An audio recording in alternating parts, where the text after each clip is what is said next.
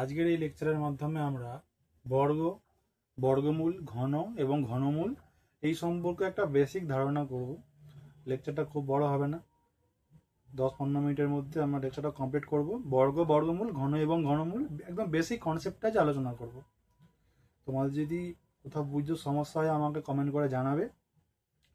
এরপরে সেকেন্ড পার্টে তোমাদের অ্যাডভান্স লেভেলে কিছু অঙ্ক করাবো। আজকের এই লেকচারে শুধুমাত্র আমরা বেসিক কিছু কনসেপ্ট সম্পর্কে আলোচনা করব। মানে বর্গ কাকে বলে, বর্গমূল কাকে বলে, ঘন কাকে বলে, ঘনমূল কাকে বলে, আমরা কিভাবে কোনো সংখ্যার বর্গ বের করতে পারি, কিভাবে সেই বর্গ থেকে বর্গমূল বের করতে পারি, একই রকমভাবে কিভাবে কোনো সংখ্যার আমরা ঘন বের করতে পারি এবং সেই ঘন থেকে আমরা কিভাবে ঘনমূল বের করতে পারি। এই কয়েকটা বেসিক জিনিস আমরা আজকে জানব। দেখো, বর্গ বলতে আমরা কি বুঝি? বর্গ বলতে আমরা কি বুঝি? বর্গ বলতে আমরা বর্গকে ইংরেজি স্কোয়ার বলা হয়। বর্গকে বলা হয় স্কোয়ার, আর বর্গমূলকে বলা হয় স্কোয়ার রুট। ঠিক আছে, ইংরেজির দিকে যাবো না আমরা, আমরা শুধু বিষয়টা বুঝবো। দেখো, বর্গ কাকে বলে। ধরো একটা সংখ্যা আমি বললাম 3। 3 একটা সংখ্যা, 3 একটা র্যান্ডম যে কোনো সংখ্যা নিলাম।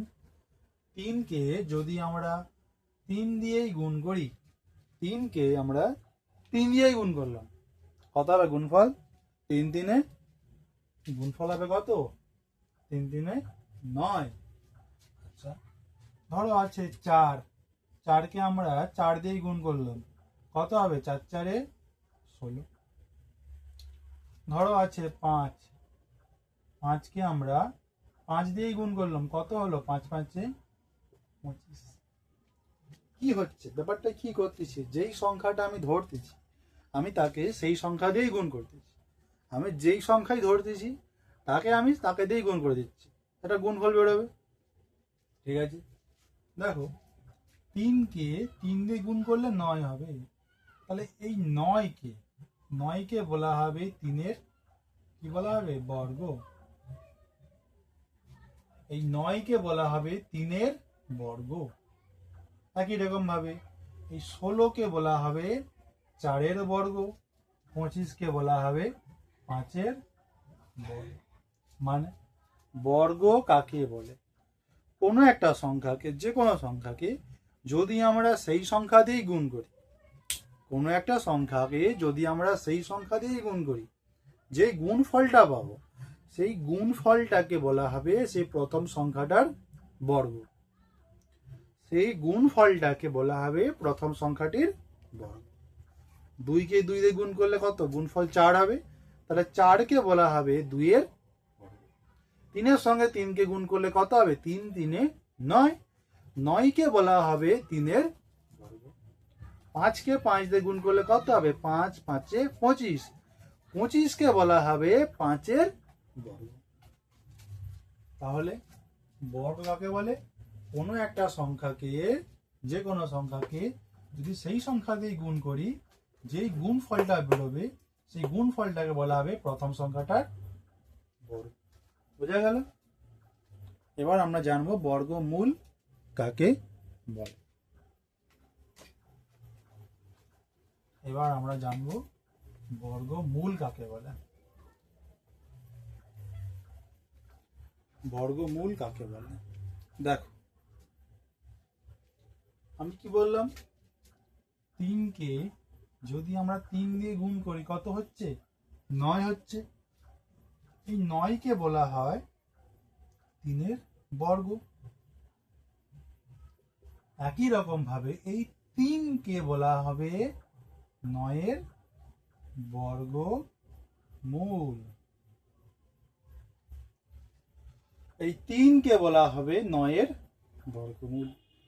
তাহলে এটা পারস্পরিক সম্পর্কের মধ্যে আমরা চলে আসতেছি। 3-এর সঙ্গে 3 গুণ করলে 9 হচ্ছে, 3-এর সঙ্গে 3 গুণ করলে 9 হচ্ছে। 9কে বলা হবে 3-এর বর্গ, আর 3কে বলা হবে 9-এর বর্গমূল।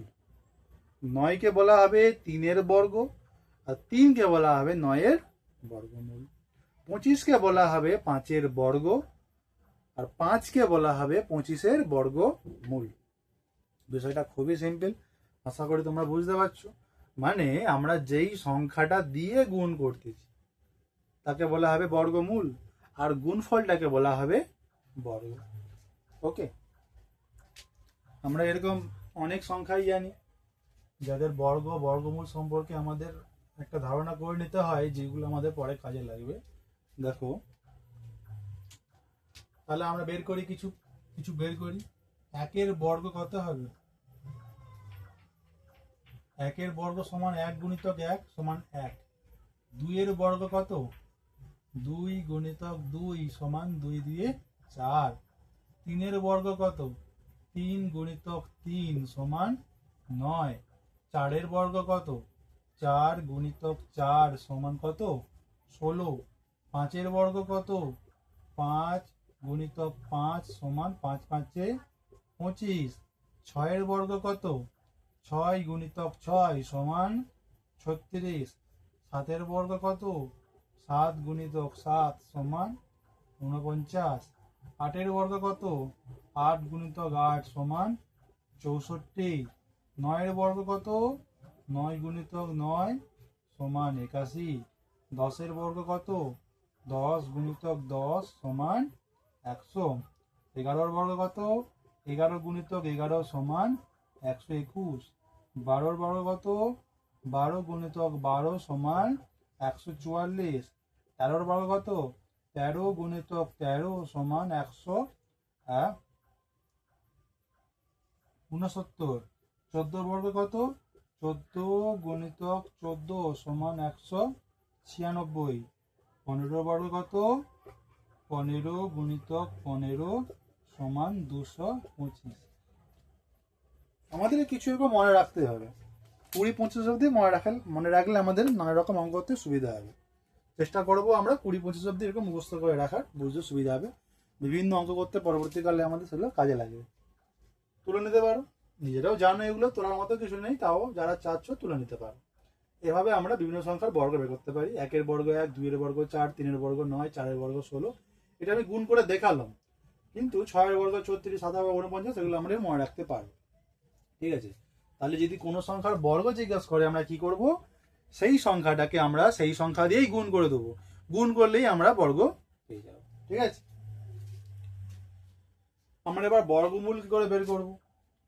ধরো একটা বড় সংখ্যা দিয়ে দিল, তার আমরা বর্গমূল কি করে বের করব সেটা জেনে নিই একটু, তারপর আমরা ঘন এবং ঘনমূলের দিকে যাব। দেখো, ঘন আর ঘনমূল বোঝার জন্য আগে বর্গ বর্গমূলের কনসেপ্ট জানা দরকার। কনসেপ্ট একই, আগে বেসিকটা জানলে, বর্গ বর্গমূলের ব্যাপারটা জানলে ঘন ঘনমূলটা সুবিধা হবে বুঝতে। দেখো, ধরো বলে দেওয়া হলো 225।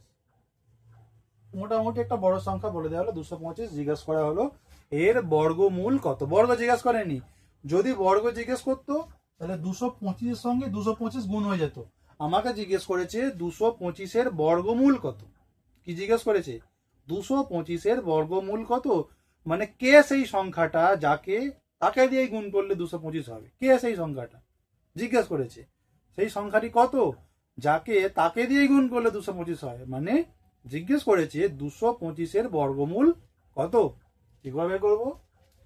কোন সংখ্যার যখন বর্গমূল আমাদেরকে জিজ্ঞেস করবে, তাকে আগে আমাকে দুভাবে করা যায়। উৎপাদকে বিশ্লেষণ করে আমরা করব। দেখো, 225 থেকে আমরা উৎপাদকে বিশ্লেষণ করে করব। দেখো, লাস্টে শেষে 5 আছে। শেষে কত আছে? 5 আছে। শেষে 5 থাকা মানে কি, কোন সংখ্যার শেষে 5 আছে মানে 5 আর 0 থাকলে তাকে আমরা 5 দিয়ে ভাগ করতে পারি। তাহলে 225 লাস্টে 5 আছে, তাহলে 5 দিয়ে ভাগ যাবে। 5 4 20, 22 আছে, 2 বেরিয়ে গেল 25, 5 5 25, 5 9 45, 3 3 9। তাহলে 225 কে ভাঙতে আমরা কি পাচ্ছি? 225 সমান 5 গুণিতক 5 গুণিতক 3 গুণিতক 3। 5 3 এগুলো সব মৌলিক সংখ্যা। মৌলিক সংখ্যায় ভেঙেছি মানে মৌলিক উৎপাদকে বিশ্লেষণ করেছি, ব্যাস। এবার কি করব? সেকেন্ড স্টেজে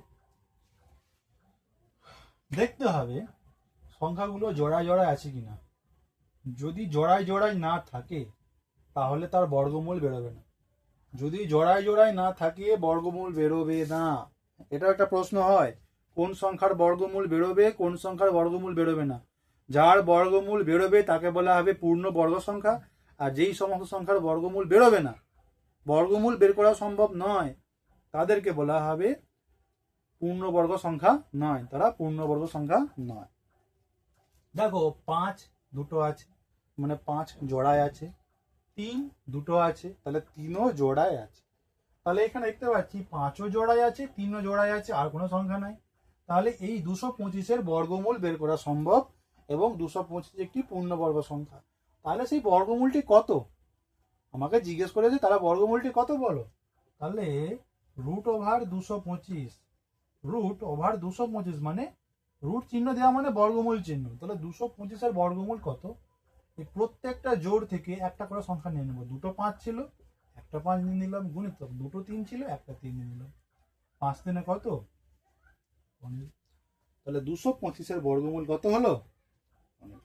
এভাবে আমরা যে কোনো বড় সংখ্যার বর্গমূল বের করতে পারি। ঠিক আছে, আরেকটা করে দেখি আমরা, আরেকটা আমরা করে দেখি কতটা কি করতে পারতেছি আমরা, দেখি। ধরো বললাম 625, আর একটু বড় সংখ্যা ধরলাম 625। 625-কে আমাকে তাহলে আগে মৌলিক উৎপাদকে ভাঙতে হবে।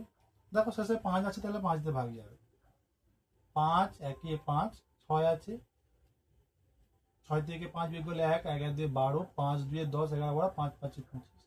তোমরা যারা এটা মুখে মুখে করতে পারছো না, তারা রাফে ভাগ করে নেবে। দেখো রাফে ভাগ করে নিচ্ছি। 625-কে 5 দিয়ে ভাগ, 5 একে 5, 1 2, 5 2 10, 2 5, 5 5 ভাগ করে নিলাম, তাহলে 125। আবার 5 দিয়ে যাবে, 5 2 10, 11 12 2 25, 5 5 25, 5 5 25। তাহলে কি হচ্ছে? 625 সমান কত? 5 গুণিতক 5 গুণিতক 5 গুণিতক 5। তাহলে √625 মানে 625-এর বর্গমূল কত? প্রত্যেক জোড় থেকে একটা করে নেবো। তাহলে দুটো 5 ছিল, একটা 5 নিলাম, গুণিতক দুটো 5 ছিল, একটা 5 নিলাম, 5 5 25। এভাবে আমরা যে কোনো সংখ্যার বর্গমূল বের করতে পারি, যদি সে পূর্ণবর্গ হয়। আর যদি পূর্ণবর্গ না হয় তো বর্গমূল কি করে বের করবো? সে পূর্ণবর্গ না হলে বর্গমূল বের করা সম্ভব নয়। এবার আমরা ঘনমূল বের করব। ঘন কাকে বলে, ঘনমূল কাকে বলে জানবো, তারপর ঘন এবং ঘনমূল নির্ণয় করা জানবো। ঠিক আছে, এগুলো আমাদেরকে জেনে রাখতে হবে, তবে অন্যান্য বিভিন্ন অঙ্কে আমাদের কাজে লাগবে। দেখো ঘন কাকে বলে, আমরা একটু আগে জেনেছিলাম বর্গ কাকে বলে।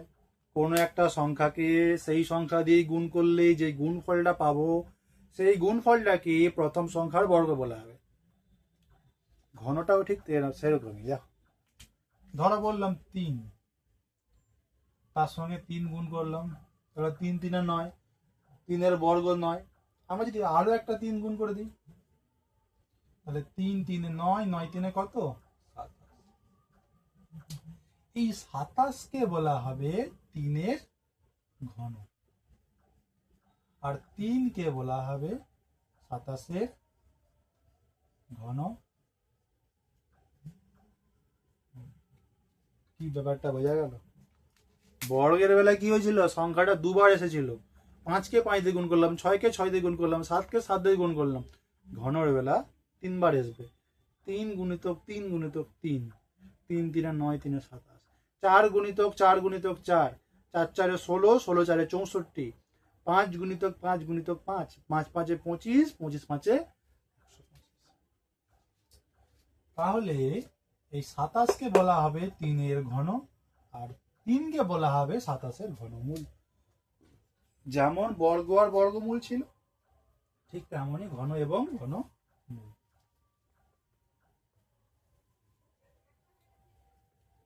ঠিক আছে, কয়েকটা সংখ্যার ঘনমূল, এই ঘন কয়েকটা উদাহরণ যেমন দিই। ধরো 1-এর ঘন বলা হলো 1-এর ঘন কত হবে না? 1 গুণিতক 1 গুণিতক 1, 1 1 1 1 1 1 1। 2-এর ঘন কত? 2 গুণিতক 2 গুণিতক 2, 2 2 4, 4 2 8, 3 এর ঘন কত? 3 গুণিতক 3 গুণিতক 3, 3 3 9, 9 3 কত? 27। 4 এর ঘন কত বলো তো? 4 গুণিতক 4 গুণিতক 4, 4 4 16, 16 4 64। 5 এর ঘন কত? 5 গুণিতক 5 গুণিতক 5, 5 5 25, 25 5 125। 6 এর ঘন কত? 6 গুণিতক 6 গুণিতক 6, 6 6 36, 36 6 কত? 6 6 36 6 দিলে 216। এরকম এরকম তো অসংখ্য, সংখ্যাও অসংখ্য, তার ঘনও অসংখ্য। ঠিক আছে, তোমরা এরকম 10-15 অব্দি ঘন মুখস্থ করে রাখতে পারো। ব্যাপারটা কি বুঝে নাও, বর্গের বেলা 2 বার ছিল, ঘনের বেলা 3 বার আছে, ব্যাস এইটুকু তফাৎ। 2 এর বর্গ 4 কিন্তু 2 এর ঘন 8, 3 এর বর্গ 9 কিন্তু 3 এর ঘন 27। এই ব্যাপারটা বুঝো, শুধু 3 বার গুণ হয়।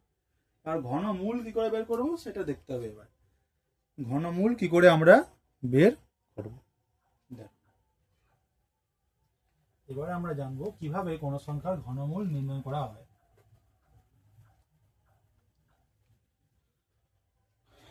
ঘনমূল আমরা কিভাবে নির্ণয় করব? ধরো বলে দিল 27, 27 এর ঘনমূল কি করে বের করব? মৌলিক উৎপাদকে ভাঙো। ঘনমূল বের করতে বললেও মৌলিক উৎপাদকে ভাঙবে, বর্গমূল বের করতে বললেও মৌলিক উৎপাদকে ভাঙবে। ভাঙো। 3 9 27, 3 3 9, তাহলে 27 সমান কত হচ্ছে? 3 গুণিতক 3 গুণিতক 3, তাহলে 27 এর ঘনমূল সমান কত হবে?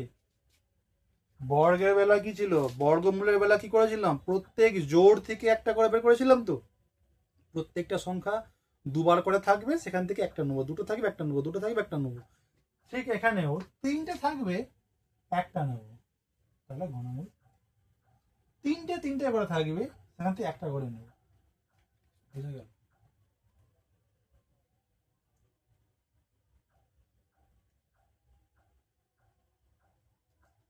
ধরো বললাম 125, 125কে ভাঙি।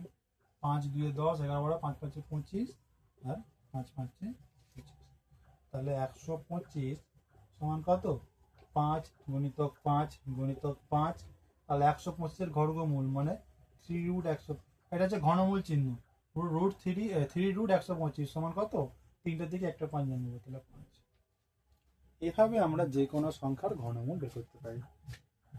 এই আজকের এই 10-15 মিনিটের যে ভিডিও দেখলাম, আমরা তৈরি করলাম আজকে, এটা জাস্ট একদম বেসিক, এগুলো একদম বেসিক। এরপর দাঁড়িয়ে অনেক বড় বড় অঙ্ক হয়, সেগুলো আমরা পরে করব। তোমরা কমেন্ট করে জানাও কোনো জায়গায় বুঝতে সমস্যা হচ্ছে কিনা। যে জায়গাগুলো সমস্যা হচ্ছে সেগুলো আমি চেষ্টা করবো পরে ক্লিয়ার করে দেবো। তোমরা দেখো ভিডিওটা বারবার, আশা করি বেসিক জিনিসগুলো জানলে তোমরা এখান থেকে যে কোনো বড় বড় অঙ্ক করতে পারবে। ঠিক আছে, দেখো।